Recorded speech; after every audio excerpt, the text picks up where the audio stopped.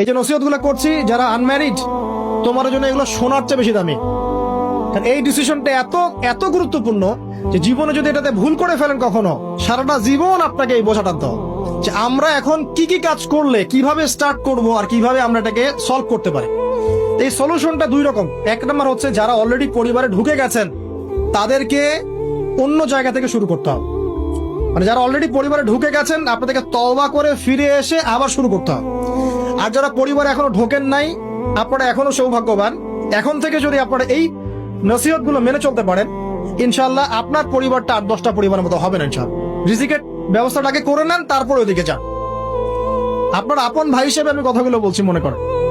এরপরে আপনি যখন বিয়ে করবেন, বললাম তো, মেয়ের জাস্ট দিনদারিতা দেখবেন। হ্যাঁ, এর উপর যদি সৌন্দর্য থাকে আলহামদুলিল্লাহ, বংশ ভালো হয় আলহামদুলিল্লাহ, মেয়ের অর্থ সম্পদ আছে আলহামদুলিল্লাহ। যদি এগুলোর কোনোটাও না থাকে, দিনদারিতা থাকে, জাস্ট ওটাকে দেখেন, আর কিছু দেখার দরকার, কিছু দেখার দরকার নেই। এরপরে আরেকটা কথা বলতে ভুলে গিয়েছি যে আপনি এই লেভেলে যাওয়ার আগে নিজেও পবিত্র থাকার চেষ্টা করেন। আপনি নিজে জেনায় যায় না, নিজে পর্নে যায় না, নিজে হারাম অ্যাফেয়ার্সে যায় না। যদি আপনি যান তাহলে আল্লাহ পাক কিন্তু আপনাকে পবিত্র স্ত্রী নাও দিতে পারেন। এটাই আল্লাহ পাকের নীতি যে একজন পবিত্র মানুষ পায়।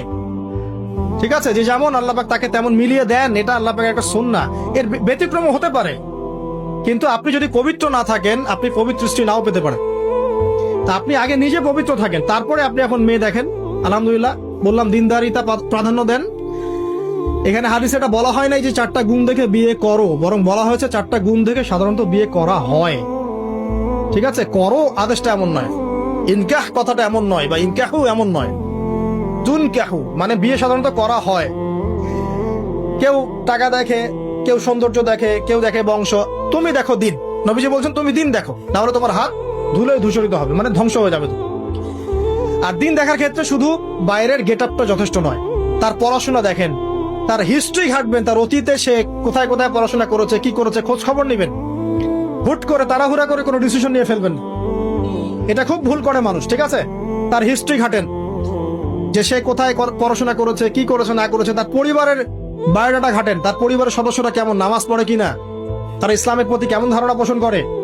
তার মাকে দেখেন, তার মা পর্দা করে কিনা, তার মা ইসলামের উপর আছে কিনা। তার নানীকে দেখেন, তার পরিবার বর্গকে দেখেন, তারপর আপনি ডিসিশন নেওয়াটা সহজ হবে। এগুলোর চেয়ে ব্যতিক্রমও হতে পারে। ওই আজারের পরিবারে ইব্রাহিমের জন্ম হতে পারে, ফেরাউনের আন্ডারে আসিয়ার জন্ম হতে পারে, থাকতে পারে, কিন্তু এটা ব্যতিক্রম। নর্মালি কিন্তু সবসময় এমনটা হয় না।